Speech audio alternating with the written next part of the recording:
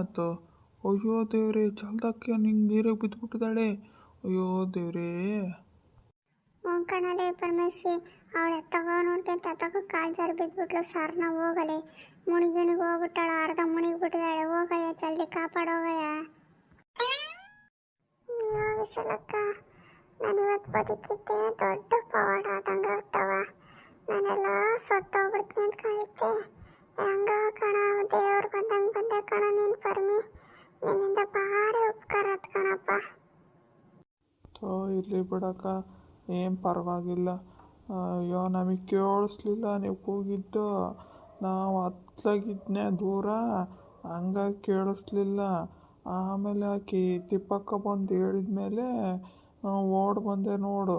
ಅಲ್ಲ, ಮನೆಗೆ ಹೋಗ್ತಂದಿದ್ರಿ, ಮತ್ತೆ ಹಾಕಿತ್ಲ ಕೆರೆ ಕಡೆಗೆ ಬರೋಕೆ ಹೋಗಿದ್ರಿ ನೀವು? ಅಯ್ಯೋ ಮನೆಗಂತನೂ ಹೊರಟಿದ್ವಿ ಕಣ. ಈಗ ಅನ್ಗೋನ ಸೊಪ್ಪು ಭಾಳ ಚೆನ್ನಾಗಿರ್ತತ್ತಲ್ಲ, ಹಂಗಾಗಿ ಇಲ್ಲಿ ಕಿತ್ಕೊಂಡು ಹೋಗೋಣ ಅಂತ ಬಂದ್ವಿ. ಇವಳೆ ಹತ್ಲಾಗ ನೋಡ್ಕೊಂತ ಜಾರಿ ಬಿದ್ದೇ ಬಿಟ್ಲಪ್ಪ ನೀರಕ್ಕೆ.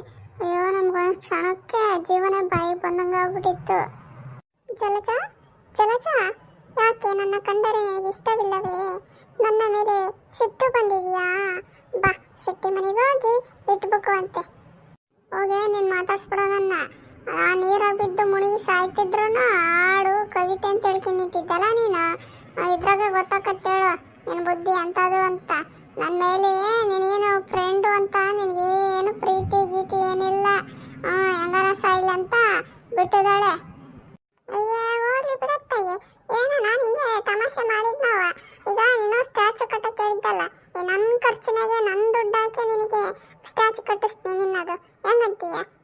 ಪಾಪ ನೀನು ಇರಳೇ, ನಿನ್ನ ಗಂಡಗೆ ಒಬ್ಬಳೇ ಹೇಳ್ತಿ. ಅದಕ್ಕನ ನಾನು ಈ ಸ್ಟ್ಯಾಚು ಮಾಡಿಸ್ತೀನಿ ಆಯ್ತಾ? ನೀನೇನು ಚಿಂತೆ ಮಾಡ್ಬೇಡ, ಸುಮ್ಮನಿರ. ನಮ್ಮ ತಾಯಾರ ಇಬ್ಬರು ಬಾಯಿ ಮುಚ್ಕೊಂಡು ಇರೋ ಹೊತ್ಲಾಗ ಸಾಕಾಗೋಗ್ಬಿಟ್ಟೈತಾಳೆ. ಯಾಕನ ಬಂದ್ವೇನೋ ಇತ್ಲಾಗಿ, ಯಾಕೆ ಇವತ್ತು ಟೈಮೇ ಸರಿಲ್ಲ ನೋಡು. ಆ ಹುಡುಗಿಗೆ ಅದೇನೋ ಹೊಲ್ದಾಗೇನೆ ಶೋಳು ಕಚ್ಚೈತೆ. ಇವತ್ತು ಈ ಜಲ್ದಕ್ಕೆ ಹೋಗಿ ನೋಡಿರಿ ಹಿಂಗೆ ಆತು. ಇವತ್ತು ಯಾಕೋ ಗಡಿಗೆನೇ ಸರಿ ಇದ್ದಂಗಿಲ್ಲ. ನಡ್ರಿ ಇತ್ಲಾಗಿ ಆ ಸೊಪ್ಪು ಬೇಡ ಗಿಪ್ಪು ಬೇಡ, ಮನೆ ಕಡೆಗೆ ಹೋಗೋಣ.